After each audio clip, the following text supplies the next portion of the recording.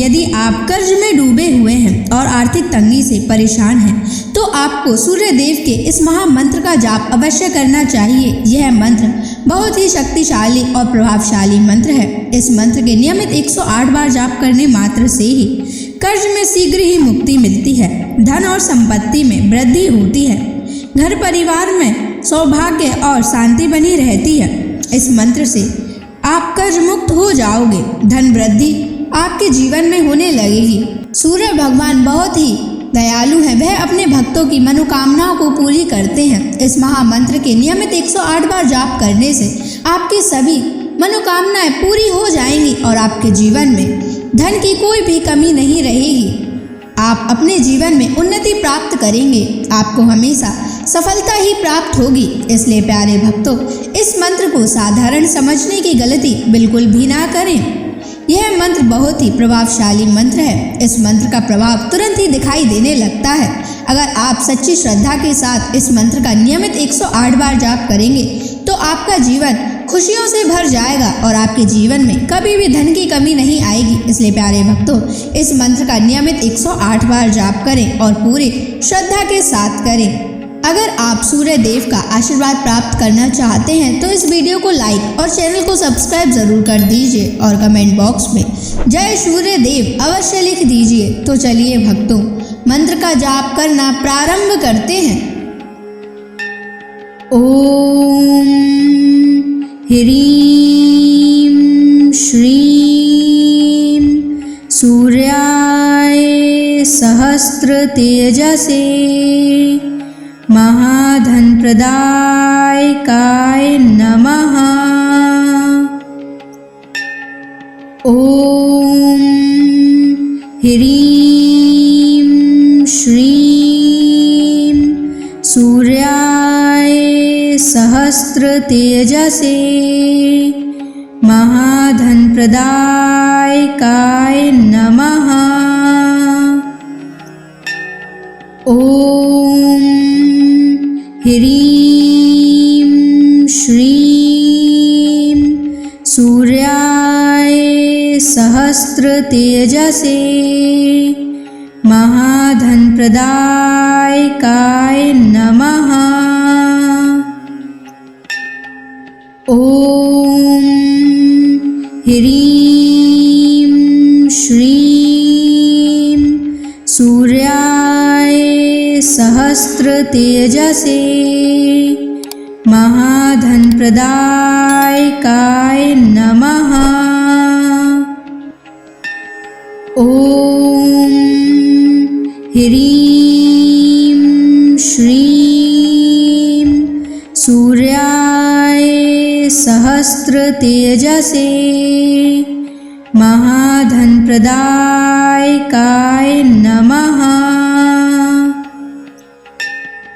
ओम ह्रीं श्रीं सूर्याय सहस्र तेजसे महाधन प्रदायकाय नमः। ओम ह्रीं श्रीं सूर्याय सहस्र तेजसे महाधन प्रदायकाय नमः। ओम ह्रीं श्रीं सूर्याय सहस्र तेजसे महाधन प्रदायकाय नमः। ओम ह्रीं श्रीं सूर्याय सहस्र तेजसे महाधन प्रदायकाय नमः। ओम ह्रीं श्रीं सूर्याय सहस्र तेजसे महाधनप्रदायकाय नमः। ॐ ह्रीं श्रीं सूर्याय सहस्रतेजसे महाधनप्रदायकाय नमः। ॐ ह्रीं श्रीं सूर्याय सहस्रतेजसे महाधनप्रदायकाय नमः। ॐ ह्रीं श्रीं सूर्याय सहस्रतेजसे महाधनप्रदायकाय नमः। ॐ ह्रीं श्रीं सूर्याय सहस्रतेजसे महाधनप्रदायकाय नमः। ॐ ह्रीं श्रीं सूर्याय सहस्रतेजसे महाधनप्रदायकाय नमः। ॐ ह्रीं श्रीं सूर्याय सहस्रतेजसे महाधनप्रदायकाय नमः। ॐ ह्रीं श्रीं सूर्याय सहस्रतेजसे महाधनप्रदायकाय नमः। ॐ ह्रीं श्रीं सूर्याय सहस्रतेजसे महाधनप्रदायकाय नमः। ॐ ह्रीं श्रीं सूर्याय सहस्रतेजसे महाधनप्रदायकाय नमः। ॐ ह्रीं श्रीं सूर्याय सहस्रतेजसे महाधनप्रदायकाय नमः। ॐ ह्रीं श्रीं सूर्याय सहस्रतेजसे महाधनप्रदायकाय नमः। ॐ ह्रीं श्रीं सूर्याय सहस्रतेजसे महाधनप्रदायकाय नमः। ॐ ह्रीं श्रीं सूर्याय सहस्रतेजसे महाधनप्रदायकाय नमः। ॐ ह्रीं श्रीं सूर्याय सहस्रतेजसे महाधनप्रदायकाय नमः। ॐ ह्रीं श्रीं सूर्याय सहस्रतेजसे महाधनप्रदायकाय नमः। ॐ ह्रीं श्रीं सूर्याय सहस्रतेजसे महाधनप्रदायकाय नमः। ॐ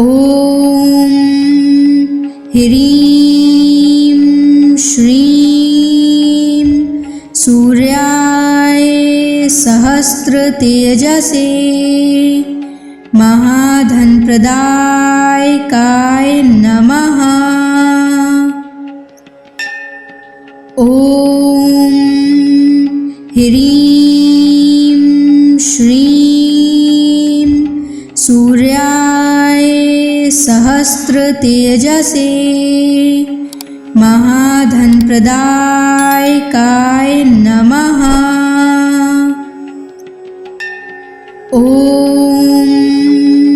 ह्रीं श्रीं सूर्याय सहस्रतेजसे महाधनप्रदायकाय नमः। ॐ ह्रीं श्रीं सूर्याय सहस्रतेजसे महाधनप्रदायकाय नमः। ॐ ह्रीं श्रीं सूर्याय सहस्रतेजसे महाधनप्रदायकाय नमः। ॐ ह्रीं श्रीं सूर्याय सहस्रतेजसे महाधनप्रदायकाय नमः। ॐ ह्रीं श्रीं सूर्याय सहस्रतेजसे महाधनप्रदायकाय नमः। ॐ ह्रीं श्रीं सूर्याय सहस्रतेजसे महाधनप्रदायकाय नमः। ॐ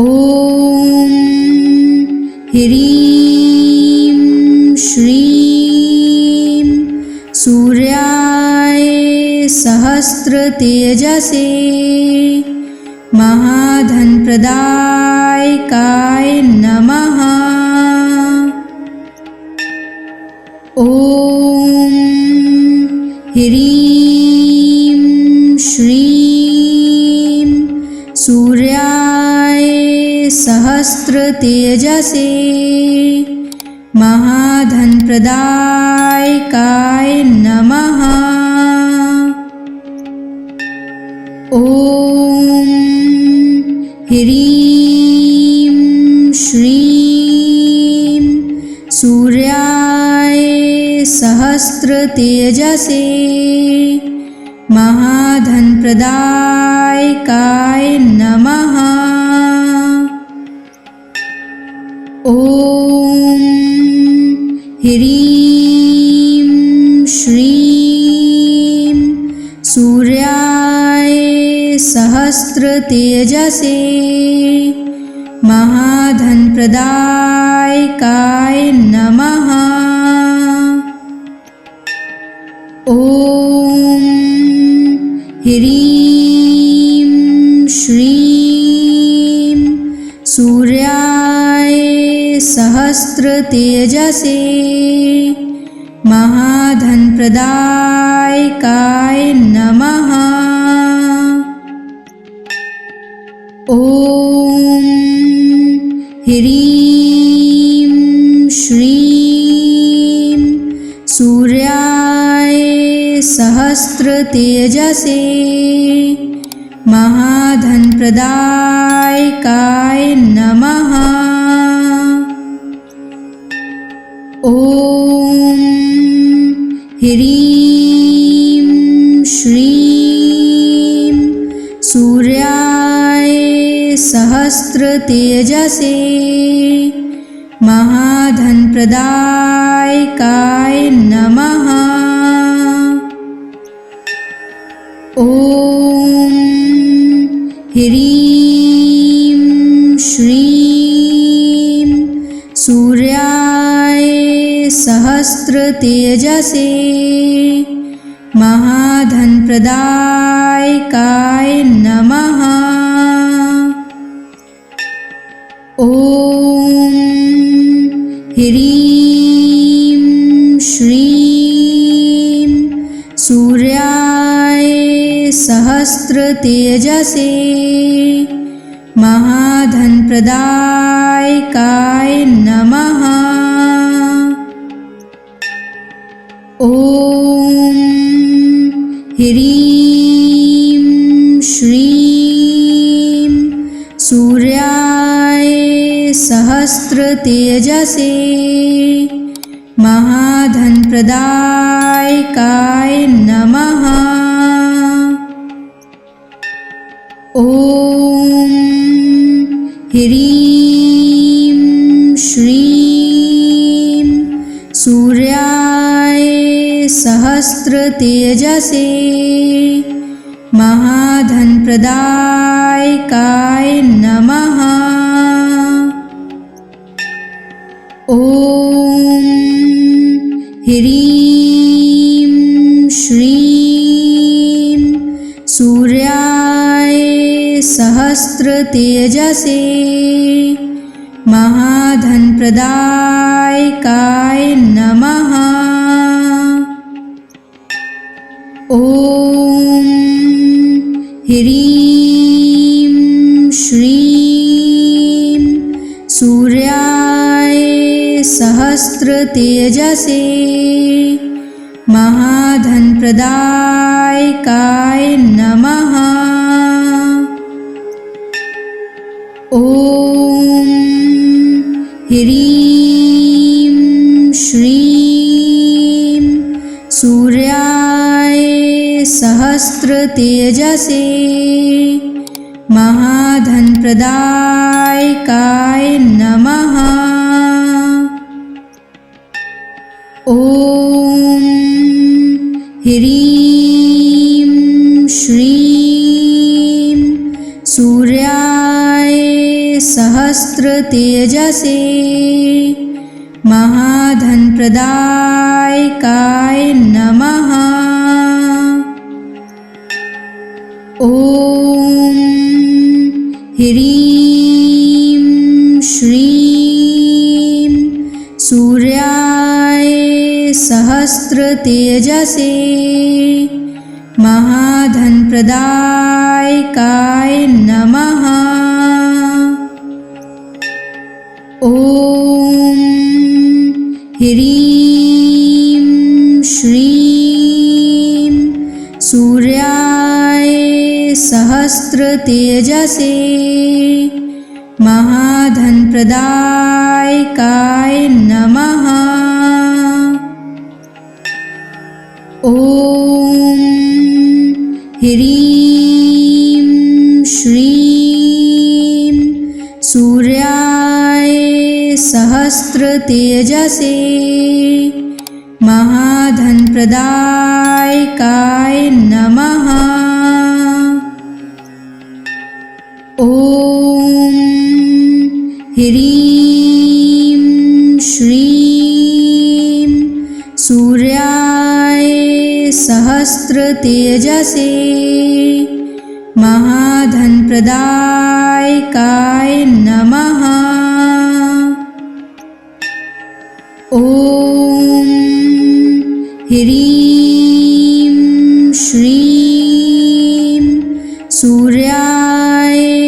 सहस्र तेजसे महाधन प्रदायकाय नमः।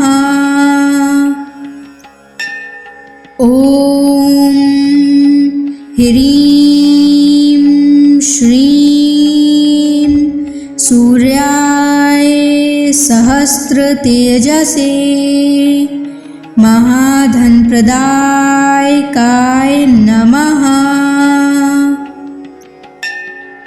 ओम ह्रीं श्रीं सूर्याय सहस्र तेजसे महाधन प्रदायकाय नमः। ओम ह्रीं श्रीं सूर्याय सहस्र तेजसे महाधन प्रदायकाय नमः। ओम ह्रीं श्रीं सूर्याय सहस्र तेजसे महाधन प्रदायकाय नमः। ओम ह्रीं श्रीं सूर्याय सहस्र तेजसे महाधन प्रदायकाय नमः। ओम ह्रीं श्रीं सूर्याय सहस्र तेजसे महाधन प्रदायकाय नमः। ओम ह्रीं श्रीं सूर्याय सहस्र तेजसे महाधन प्रदायकाय नमः। ओम ह्रीं श्रीं सूर्याय सहस्र तेजसे महाधन प्रदायकाय नमः। ओम ह्रीं श्रीं सूर्याय सहस्र तेजसे महाधन प्रदायकाय नमः। ओम ह्रीं श्रीं सूर्याय सहस्र तेजसे महाधन प्रदायकाय नमः। ओम ह्रीं श्रीं सूर्याय सहस्र तेजसे महाधन प्रदायकाय नमः। ओम ह्रीं श्रीं सूर्याय सहस्र तेजसे महाधन प्रदायकाय नमः। ओम ह्रीं श्रीं सूर्याय सहस्र तेजसे महाधन प्रदायकाय नमः। ओम ह्रीं श्रीं सूर्याय सहस्र तेजसे महाधन प्रदायकाय नमः। ॐ ह्रीं श्रीं सूर्याय सहस्रतेजसे महाधनप्रदायकाय नमः। ॐ ह्रीं श्रीं सूर्याय सहस्रतेजसे महाधनप्रदायकाय नमः। ॐ ह्रीं श्रीं सूर्याय सहस्रतेजसे महाधनप्रदायकाय नमः। ॐ ह्रीं श्रीं सूर्याय सहस्रतेजसे महाधनप्रदायकाय नमः। ॐ ह्रीं श्रीं सूर्याय सहस्रतेजसे महाधनप्रदायकाय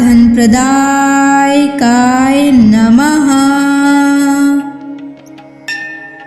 ॐ ह्रीं श्रीं सूर्याय सहस्रतेजसे महाधनप्रदायकाय नमः। ॐ ह्रीं श्रीं सूर्याय सहस्रतेजसे महाधनप्रदायकाय नमः। ॐ ह्रीं श्रीं सूर्याय सहस्रतेजसे महाधनप्रदायकाय नमः। ॐ ह्रीं श्रीं सूर्याय सहस्रतेजसे महाधनप्रदायकाय नमः। ॐ ह्रीं श्रीं सूर्याय सहस्रतेजसे महाधनप्रदायकाय नमः। ॐ ह्रीं श्रीं सूर्याय सहस्रतेजसे महाधनप्रदायकाय नमः। ॐ ह्रीं श्रीं सूर्याय सहस्रतेजसे महाधनप्रदायकाय नमः। ॐ ह्रीं श्रीं सूर्याय सहस्रतेजसे महाधनप्रदायकाय नमः। ॐ ह्रीं श्रीं सूर्याय सहस्रतेजसे महाधनप्रदायकाय नमः। ॐ ह्रीं श्रीं सूर्याय सहस्रतेजसे महाधनप्रदायकाय नमः। ॐ ह्रीं श्रीं सूर्याय सहस्रतेजसे महाधनप्रदायकाय नमः। ॐ ह्रीं श्रीं सूर्याय सहस्रतेजसे महाधनप्रदायकाय नमः। ॐ ह्रीं श्रीं सूर्याय सहस्रतेजसे महाधनप्रदायकाय नमः। ॐ ह्रीं श्रीं सूर्याय सहस्रतेजसे महाधनप्रदायकाय नमः। ॐ ह्रीं श्रीं सूर्याय सहस्रतेजसे महाधनप्रदायकाय नमः। ॐ ह्रीं श्रीं सूर्याय सहस्रतेजसे महाधनप्रदायकाय नमः। ॐ ह्रीं श्रीं सूर्याय सहस्रतेजसे महाधनप्रदायकाय नमः। ॐ ह्रीं श्रीं सूर्याय सहस्रतेजसे महाधनप्रदायकाय नमः। ॐ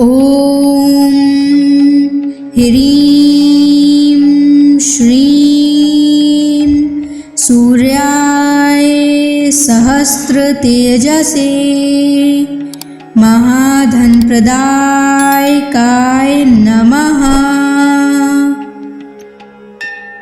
ॐ ह्रीं श्रीं सूर्याय सहस्रतेजसे महाधनप्रदायकाय नमः। ॐ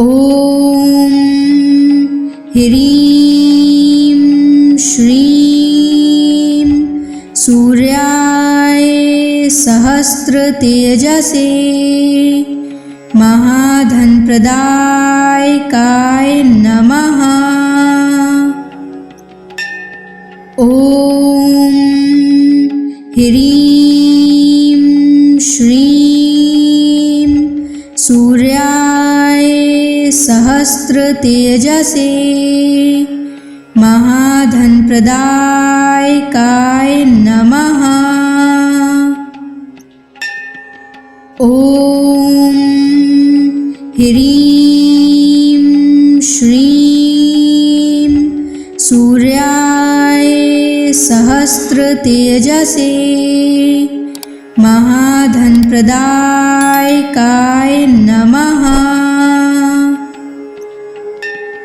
ॐ ह्रीं श्रीं सूर्याय सहस्रतेजसे महाधनप्रदायकाय नमः।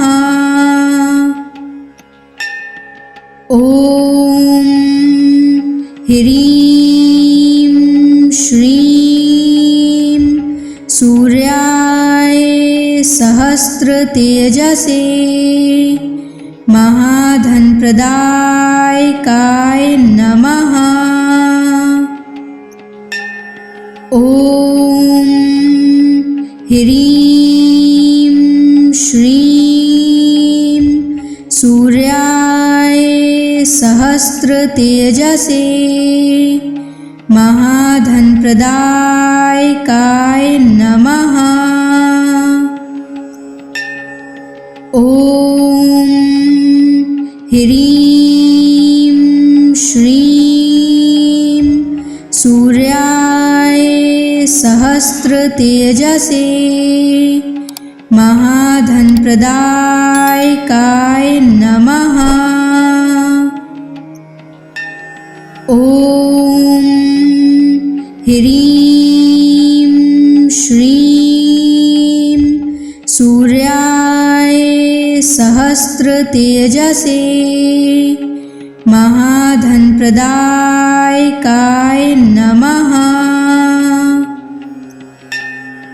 ॐ ह्रीं श्रीं सूर्याय सहस्रतेजसे महाधनप्रदायकाय नमः।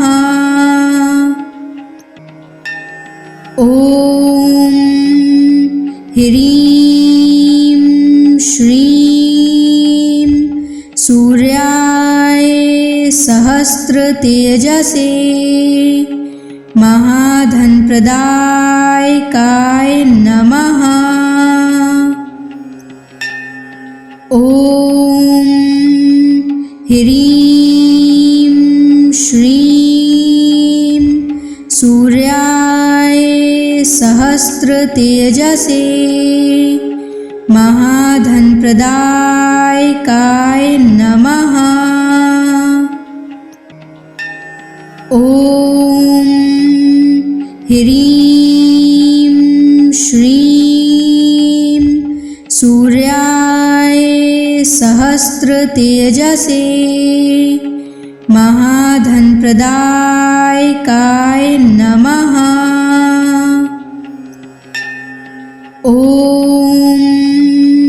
ह्रीं श्रीं सूर्याय सहस्रतेजसे महाधनप्रदायकाय नमः। ॐ ह्रीं श्रीं सूर्याय सहस्रतेजसे महाधनप्रदायकाय नमः। ॐ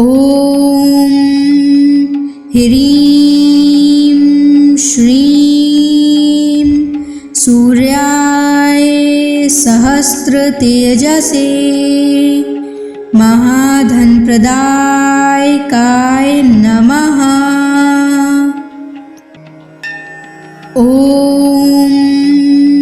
ह्रीं श्रीं सूर्याय सहस्रतेजसे महाधनप्रदायकाय नमः।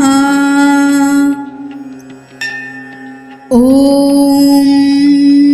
ह्रीं श्रीं सूर्याय सहस्रतेजसे महाधनप्रदायकाय नमः।